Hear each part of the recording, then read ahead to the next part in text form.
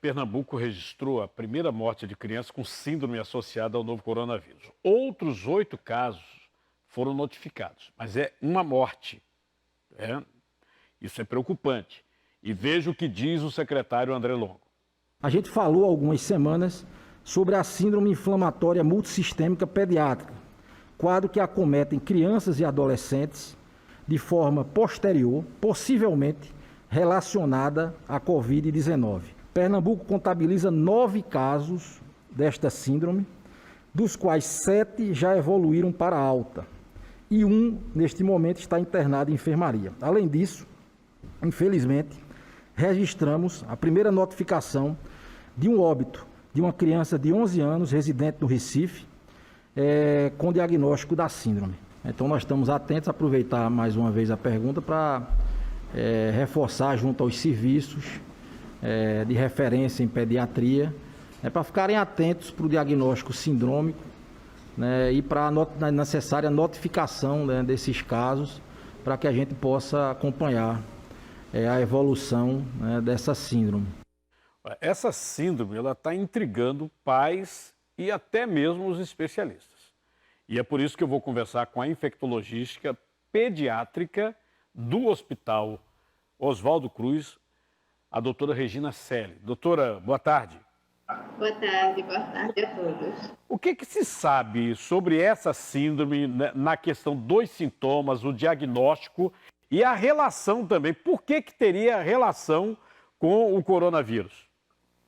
Bem, a síndrome multissistêmica, ela é uma entidade nova, é uma doença nova, que a gente está conhecendo juntamente agora com a pandemia.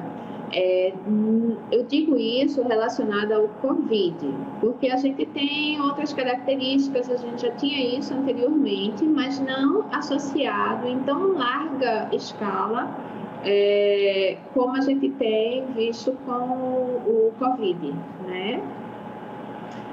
No caso, doutora, qual seria o tratamento, Porque nós tivemos a primeira vítima, a primeira criança, vítima fatal aqui no estado de Pernambuco. Qual seria o tratamento?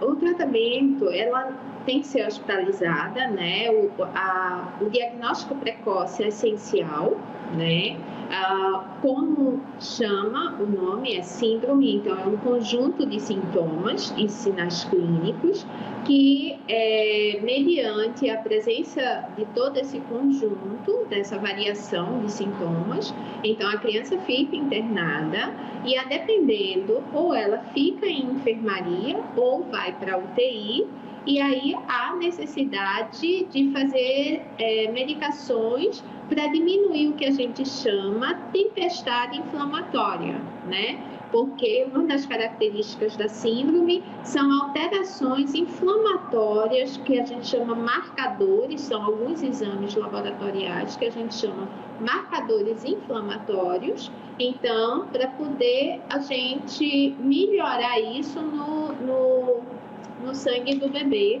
acometido pela síndrome. Doutora, a questão, por exemplo, do relacionamento do coronavírus com esta síndrome. Nós sabemos que, muitas vezes, os pacientes do coronavírus, os adultos, isso está muito claro, está muito evidente, o vírus ele não leva diretamente a complicações. Ele complica outros órgãos. Essa síndrome seria exatamente isso, o coronavírus complicando outros órgãos, outras situações da criança, exatamente. Mas uma coisa que a gente precisa saber é que não é a presença aguda da infecção pelo corona e a gente tem a síndrome inflamatória. Essa síndrome, essa complicação potencialmente associada ao Covid, ela se apresenta depois da infecção aguda pelo Covid na criança, depois de mais ou menos 10 dias, no mínimo. Mas a gente tem que lembrar, e uma coisa que eu reforço sempre, é que muitas vezes a gente não sabe quando que a criança apresentou os primeiros sintomas da Covid, Porque ela a criança ela pode ter mais características de não apresentar sintomas, é aquilo que a gente chama assintomática, ou tem poucos sintomas, né? Então, assim, sempre ficar atento quando tiver uma febre prolongada, mais de 3, 5 dias, dor abdominal, manchinhas no corpo, e assim, os colegas nas emergências vão estar, como é que se diz, já familiarizados com essa possibilidade diagnóstica para fazer esse diagnóstico precoce.